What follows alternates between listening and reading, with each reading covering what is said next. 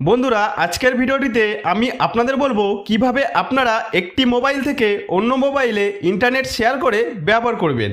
হ্যাঁ বন্ধুরা, আপনারা যদি জেনে না থাকেন কিভাবে একটি মোবাইল থেকে অন্য মোবাইলে হটস্পটের মাধ্যমে ইন্টারনেট শেয়ার করতে হয়, তাহলে ভিডিওটি স্কিপ না করে শেষ পর্যন্ত দেখতে থাকুন। আর আপনি যদি আমার চ্যানেলে নতুন হয়ে থাকেন তাহলে আমার এই চ্যানেলটিকে সাবস্ক্রাইব করে বেল আইকনটিকে অন করে রাখুন এই ধরনের নতুন নতুন ভিডিও পাওয়ার জন্য। তো বন্ধুরা, এখানে আপনারা দুটি ফোন দেখতে পাচ্ছেন।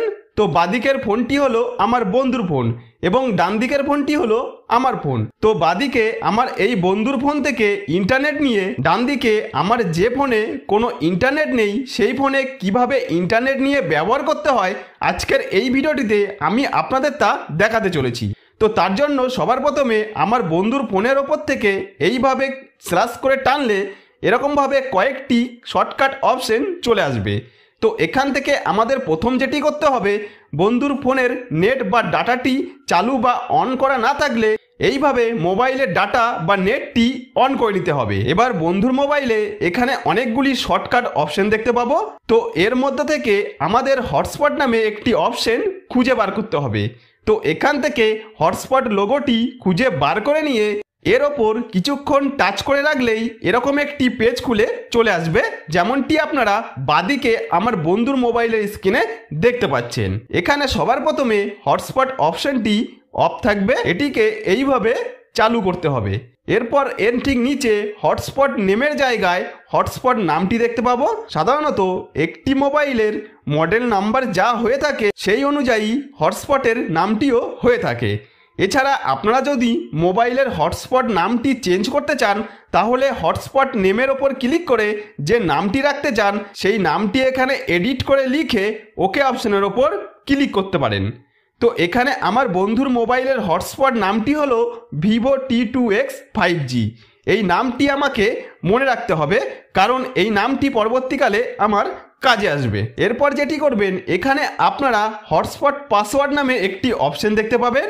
এর ওপর ক্লিক করে এখানে যে পাসওয়ার্ডটি রয়েছে এই পাসওয়ার্ডটি আপনারা ভালোভাবে মনে রাখবেন। তো বন্ধুর মোবাইল থেকে হটস্পটের নাম আর পাসওয়ার্ড এই দুটি ভালোভাবে দেখে নেবার পর এবার এখান থেকে আমার মোবাইলে চলে এসে আগের মতো মোবাইলের ওপর থেকে স্ল্যাশ করে এইভাবে টানলে এরকমভাবে অনেকগুলি শর্টকাট অপশন খুলে চলে আসবে। এখন বন্ধুরা, এখান থেকে আমি আমার মোবাইলের ওয়াইফাই শর্টকাট অপশনটি খুঁজে নিয়ে এর ওপর টাচ করে ধরে রাখলেই দেখতে পাবো এখানে আমার ওয়াইফাই অপশনটি অফ অবস্থা রয়েছে। তাই এটির ওপর ক্লিক করে আমি আমার মোবাইলের ওয়াইফাইটি চালু করে নেব। ওয়াইফাই চালু করার সাথে সাথেই বাদিকে আমার বন্ধুর মোবাইলের যে হটস্পট নামটি ছিল সেই নামটি এখানে আমার মোবাইলে চলে এসেছে। তো এবার আমি এই নামের ওপর ক্লিক করব।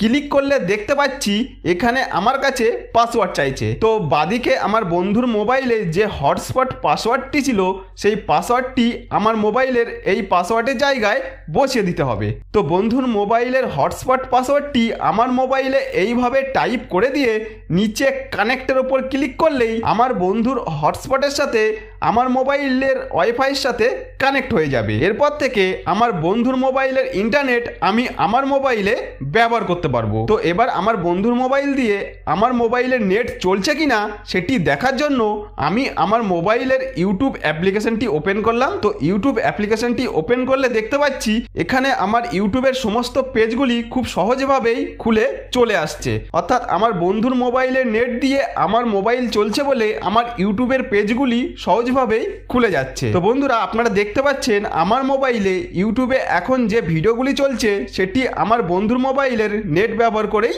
চলছে। তাহলে বন্ধুরা, এইভাবে খুব সহজেই আপনারা আমার স্টেপগুলি পরপর ফলো করে একটি মোবাইল থেকে অন্য মোবাইলে হটস্পটের মাধ্যমে ইন্টারনেট নিয়ে ব্যবহার করতে পারেন। তো বন্ধুরা, আশা করব ভিডিওটি আপনাদের যথেষ্ট উপকারে আসবে।